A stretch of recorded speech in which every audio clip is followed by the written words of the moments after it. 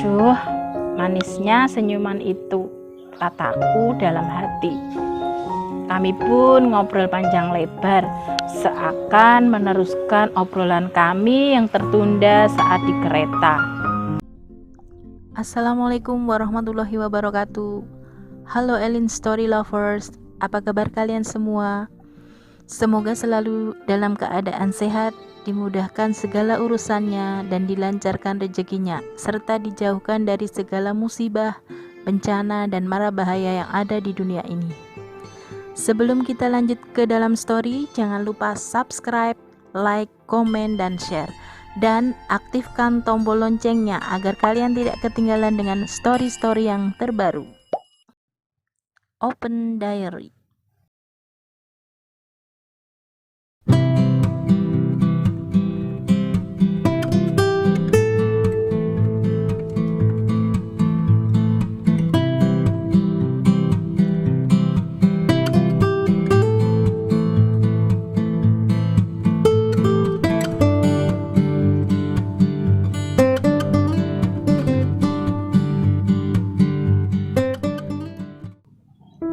Assalamualaikum warahmatullahi wabarakatuh. Halo Elin Story Lovers, apa kabar kalian hari ini?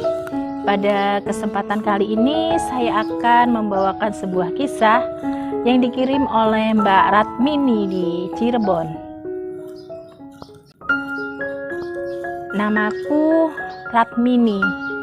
Melalui channel ini aku ingin berbagi kisahku yang sulit aku lupakan hingga saat ini.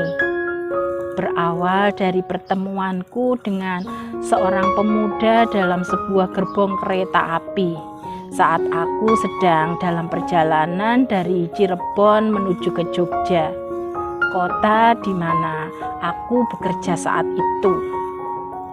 Didi, nama pemuda itu yang kemudian aku memanggilnya dengan sebutan Mas Didi.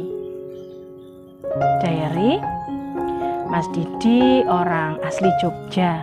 Waktu itu dia akan kembali ke Jogja setelah berkunjung dari rumah saudaranya di Cirebon.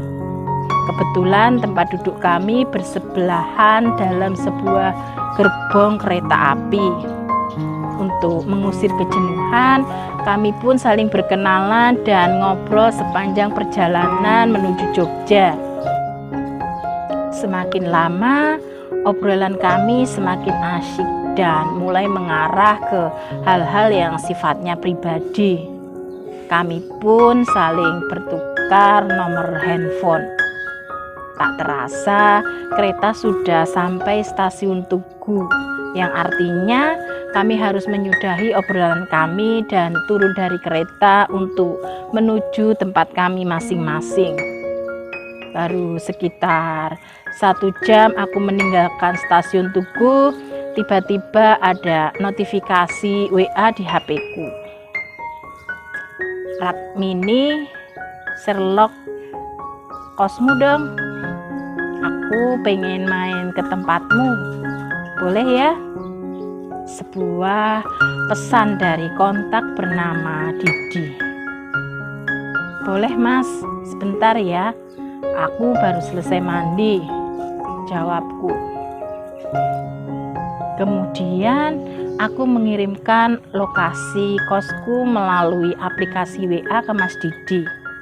Sekitar 40 menit kemudian terdengar suara orang mengetuk pintu kamar kosku.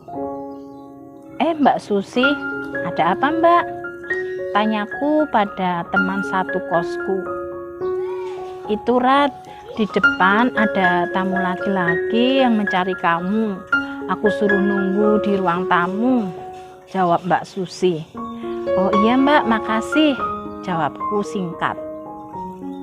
Diary, aku pun segera menuju ke ruang tamu dan benar saja Mas Didi sudah menungguku di sana. Dan saat melihat kedatanganku, dia pun melempar senyum ke arahku.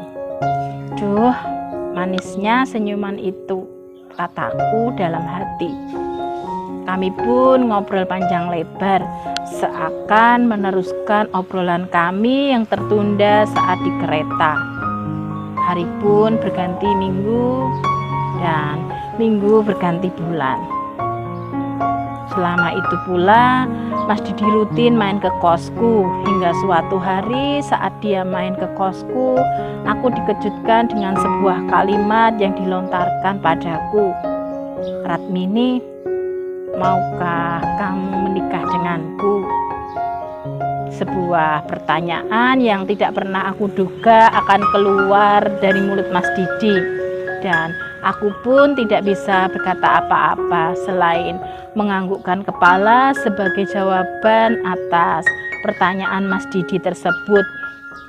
Mas Didi pun tersenyum bahagia. Diary, singkat cerita, kami pun menikah.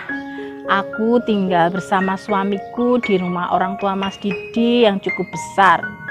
Setelah 4 bulan menikah, aku hamil anak pertama kami yang melengkapi kebahagiaan kami sebagai suami istri. Hingga suatu malam, "Rat, aku ingin ke Korea untuk bekerja," kata Mas Didi yang sontak membuatku kaget. "Kok jauh banget, Mas?" tanyaku. "Iya, Rat, ini demi masa depan kita. Kamu sedang hamil dan tentu kita butuh biaya yang tidak sedikit. Sementara pekerjaanku sekarang hasilnya tidak seberapa," jelas Mas Didi. Memang harus aku akui, saat ini penghasilan Mas Didi hanya cukup untuk keperluan kami sehari-hari, bahkan lebih sedikit dibanding gajiku. Mas Didi bekerja di sebuah home industri kerajinan kulit, sedangkan aku bekerja di sebuah kantor advokat. Sebenarnya penghasilan kami berdua kalau digabung sudah lebih dari cukup. Aku tidak butuh materi berlebihan. Yang penting Mas Didi bertanggung jawab pada keluarga dan bisa menyayangi istri dan anaknya. Namun aku harus menghargai keinginan Mas Didi untuk meningkatkan kesejahteraan keluarga kami. Akhirnya aku pun mengizinkan Mas Didi pergi ke Korea. Diary, anak pertama kami lahir di saat Mas Didi masih bekerja di Korea. Kami hanya bisa video call dan Mas Didi terlihat bahagia sekali dengan kelahiran anak pertama kami. Diary, setelah 2 tahun di Korea, Mas Didi pun pulang karena kontraknya sudah habis. Kami pun sering menghabiskan waktu bersama anak pertama kami. Setelah sekitar 2 tahun Mas Didi di rumah, dia berkeinginan untuk berangkat lagi ke Korea dan aku pun mengizinkannya. Dan hampir sama seperti sebelumnya, Mas Didi meninggalkan aku ke Korea dalam kondisi hamil anak kami yang kedua. Namun kepergiannya ke Korea kali ini seperti meninggalkan firasat tidak baik untukku. Entah mengapa, aku merasa ada sesuatu yang mengganjal di hatiku saat melepas Mas Didi ke Korea untuk kedua kalinya. Dan firasatku mulai terbukti saat anak kedua kami lahir. Respon Mas Didi biasa saja, tidak seperti saat anak pertama kami lahir. Diary, sudah hampir 2 tahun Mas Didi berada di Korea. Namun akhir-akhir ini dia jarang sekali menelponku walau sekedar menanyakan kabarku dan anak-anak kami. Tidak seperti kepergiannya yang pertama kali ke Korea. Saat itu hampir setiap saat dia menanyakan kabarku dan kehamilanku, meski sekedar pesan singkat melalui WA. Sementara saat ini, jangankan video call, pesan singkat saja jarang sekali. Pernah suatu malam aku menelponnya. Panggilanku bukannya diangkat, tapi malah di-reject. "Ada apa dengan Mas Didi?" tanyaku dalam hati. Hingga suatu ketika ada sebuah notifikasi WA di HP-ku dari Mas Didi. Aku pun segera membuka WA tersebut dan isinya sungguh di luar dugaanku. Rat, aku akan menikah lagi dengan Tania. Dia juga seorang TKI di sini, sama seperti aku.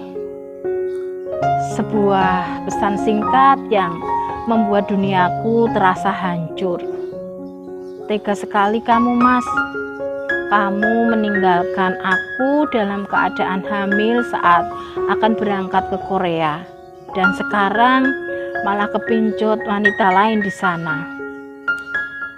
Benar saja, saat dia pulang ke Indonesia, dia membawa wanita itu ke rumah. Seorang janda cantik dengan satu anak yang berasal dari daerah Sumatera sebelah selatan. Diary, sebagai seorang wanita biasa, aku tidak sanggup jika harus dimadu. Aku pun menggugat cerai suamiku. Kini aku kembali ke kota kelahiranku di Cirebon bersama 2 orang anakku.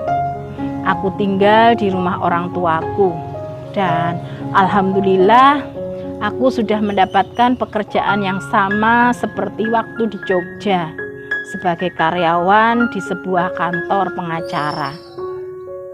Diary, saat ini aku belum kepikiran untuk menikah lagi. Soal jodoh, aku serahkan pada Allah Subhanahu wa Ta'ala. Aku lebih fokus bekerja untuk membesarkan kedua anak-anakku dan dibantu kedua orang tuaku tentunya. Kebetulan aku adalah anak tunggal dan meski rumah tanggaku saat ini bisa dikatakan hancur, namun ada hikmah di balik itu semua. Terutama bagi kedua orang tuaku. Mereka kini tidak lagi kesepian dengan hadirnya 2 cucu kesayangan mereka.